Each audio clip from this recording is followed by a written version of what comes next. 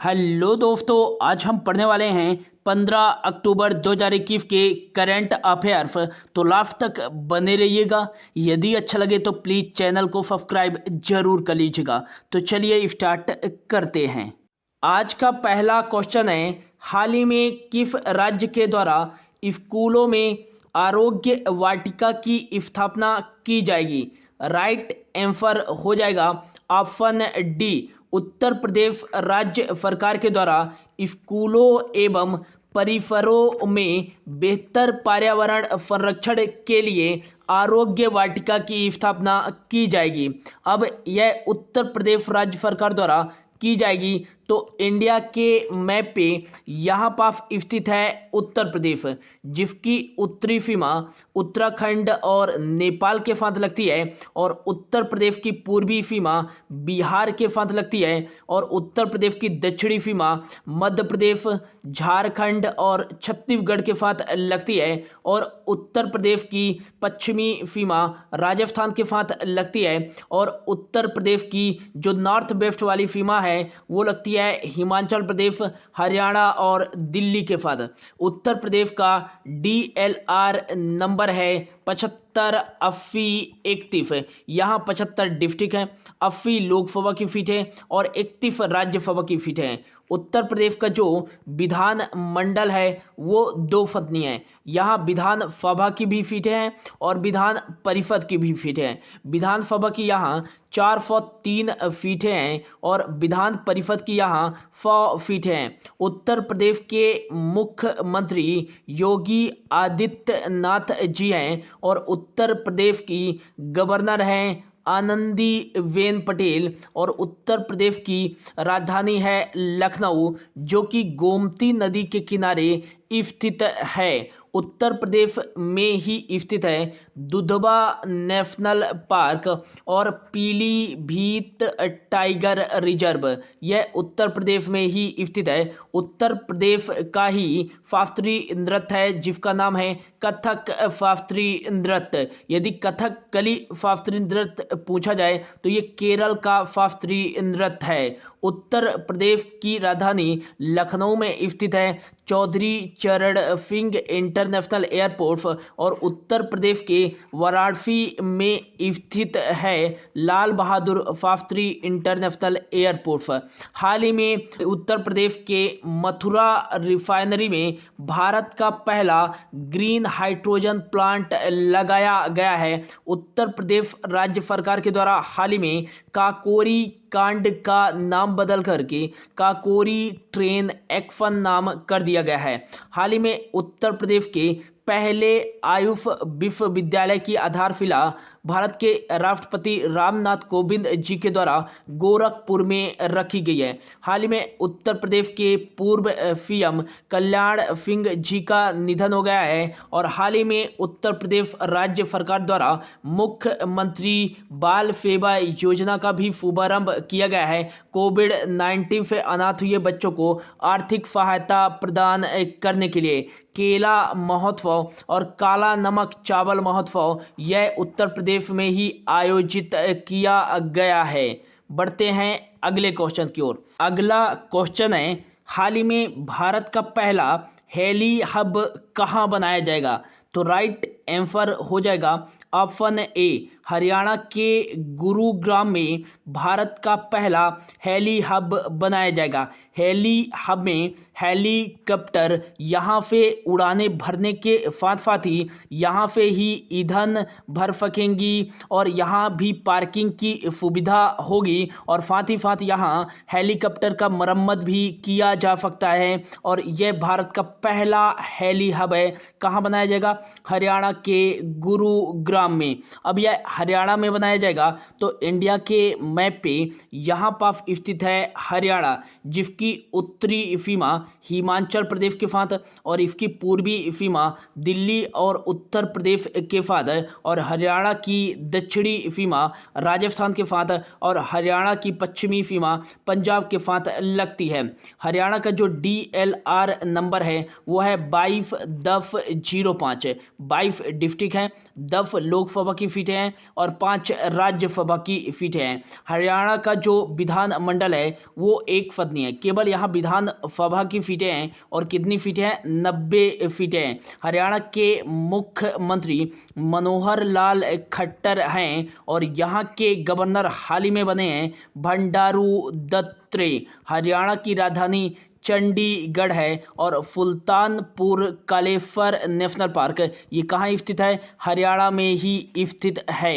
एक याद रखिएगा कि भारत का एक ऐतिहासिक शहर हरियाणा में ही स्थित है जिसका नाम है पानीपत, जिसे बुनकरों का शहर भी कहा जाता है। और पानीपत से याद रखिएगा कि पानीपत की पहली लड़ाई कब हुई थी, तो 1526 में। किसके बीच हुई थी, तो बाबर और इब्राहिम लोदी के बीच हुई थी। बाबर इसमें विजयी हुआ था। पानीपत की 3 लड़ाइयाँ हुई थी और पानीपत की दूसरी लड़ाई हिंदू सम्राट हेमू और अकबर की सेना के बीच हुई थी। कब, 1556 ईस्वी में। इसमें अकबर की सेना विजय हुई थी। और पानीपत की जो तीसरी लड़ाई हुई थी वो 1761 ईस्वी में हुई थी।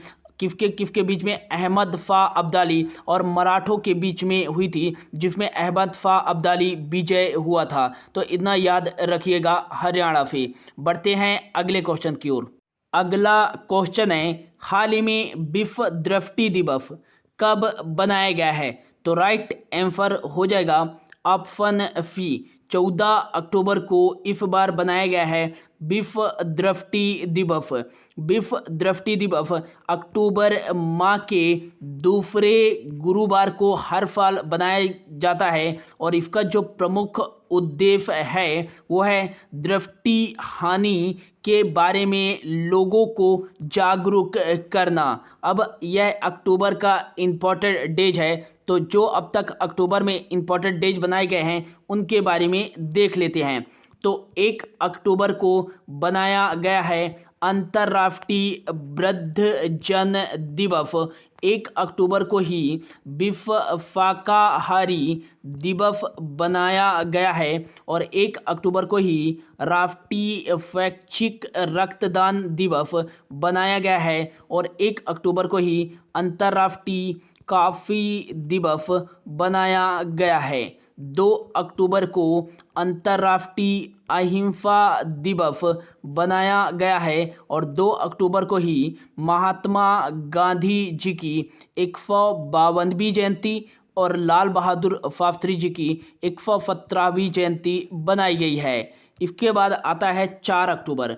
4 अक्टूबर को बनाया गया है विश्व पशु दिवस और 4 अक्टूबर को ही बनाया गया है विश्व पर्यावरण दिवस और 5 अक्टूबर को बनाया गया है विश्व शिक्षक दिवस और फिर इसके बाद है 7 अक्टूबर। 7 अक्टूबर को बनाया गया है अंतर्राष्ट्रीय कपास दिवस और 8 अक्टूबर को भारतीय वायुसेना दिवस और यह इसका 89वां संस्करण बनाया गया है। 8 अक्टूबर को ही इस बार बनाया गया है विश्व अंडा दिवस। विश्व अंडा दिवस यह अक्टूबर माह के दूसरे शुक्रवार को बनाया जाता है। नेक्स्ट जो है 9 अक्टूबर। 9 अक्टूबर को बनाया गया है प्रादेशिक सेना दिवस और 9 अक्टूबर को ही विश्व डाक दिवस बनाया गया है। 10 अक्टूबर को विश्व बेघर दिवस जिसे वर्ल्ड होमलेस डे के रूप में भी जाना जाता है और 11 अक्टूबर को अंतर्राष्ट्रीय बालिका दिवस और 12 अक्टूबर को विश्व गठिया दिवस और अब 14 अक्टूबर को बनाया गया है विश्व दृष्टि दिवस। 14 अक्टूबर को ही विश्व मानक दिवस भी बनाया जाता है। बढ़ते हैं अगले क्वेश्चन की ओर। अगला क्वेश्चन है, हाल ही में युद्ध अभ्यास एक्सरसाइज 2021 का आयोजन किन 2 देशों के बीच 15 से 29 अक्टूबर तक आयोजित किया जाएगा, तो इसका राइट आंसर हो जाएगा ऑप्शन बी, भारत और अमेरिका के बीच युद्ध अभ्यास एक्सरसाइज 2021 का आयोजन अमेरिका के अलास्का में आयोजित किया जाएगा 15 से 29 अक्टूबर तक। अब यह भारत और अमेरिका के बीच आयोजित किया जाएगा। तो भारत और अमेरिका के बीच में एक और एक्सरसाइज टाइगर ट्रंप और दूसरी कोप इंडिया एक्सरसाइज का भी आयोजन किया जाता है और 4 देश मिलकर के मालाबार एक्सरसाइज का भी आयोजन किया जाता है जापान, ऑस्ट्रेलिया, इंडिया और अमेरिका के बीच में। नेक्स्ट इम्पॉर्टेंट एक्सरसाइज अभी तक जो भी भारत के साथ आयोजित की गई हैं दूसरे देशों की, उनके बारे में देख लेते हैं। काफ़ी एक्सरसाइज इस समय आयोजित की जाती हैं, तो यहाँ से मोस्ट इम्पॉर्टेंट क्वेश्चन बन सकते हैं। तो सूर्य किरण एक्सरसाइज यह इंडिया और नेपाल के बीच आयोजित की जाती है। इम्बैक्स एक्सरसाइज इंडिया और म्यांमार के बीच आयोजित की जाती है। संप्रीति एक्सरसाइज और बोंगो सागर एक्सरसाइज इंडिया और बांग्लादेश के बीच आयोजित की जाती है। मित्र शक्ति एक्सरसाइज और फ्लीनेक्स एक्सरसाइज इंडिया और श्रीलंका के बीच आयोजित की जाती है। समुद्र शक्ति एक्सरसाइज यह इंडिया और इंडोनेशिया के बीच आयोजित की जाती है।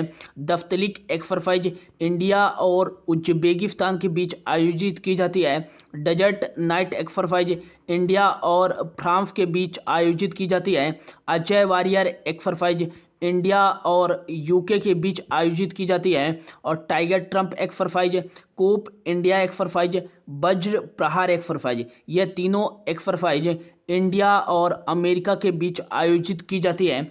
अल नागा एक्सरसाइज, नसीम अल बहर एक्सरसाइज और ईस्टर्न ब्रिज एक्सरसाइज ये तीनों एक्सरसाइज इंडिया और ओमान के बीच आयोजित की जाती है। धर्म गार्जियन एक्सरसाइज यह इंडिया और जापान के बीच आयोजित की जाती है। मालाबार एक्सरसाइज जैसा कि हमने पढ़ा ये 4 देशों के बीच आयोजित किया जाता है, जापान, ऑस्ट्रेलिया, अमेरिका और इंडिया के बीच में।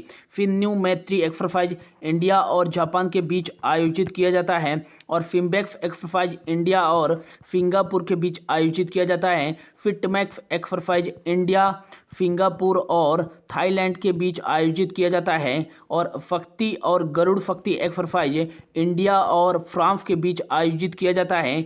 इंद्रधनुष एक्सरसाइज इंडिया और यूके यूनाइटेड किंगडम के बीच आयोजित किया जाता है। इंदिरा नेवी एक्सरसाइज इंडिया और रशिया के बीच आयोजित किया जाता है। मैत्री एक्सरसाइज इंडिया और थाईलैंड के बीच आयोजित किया जाता है।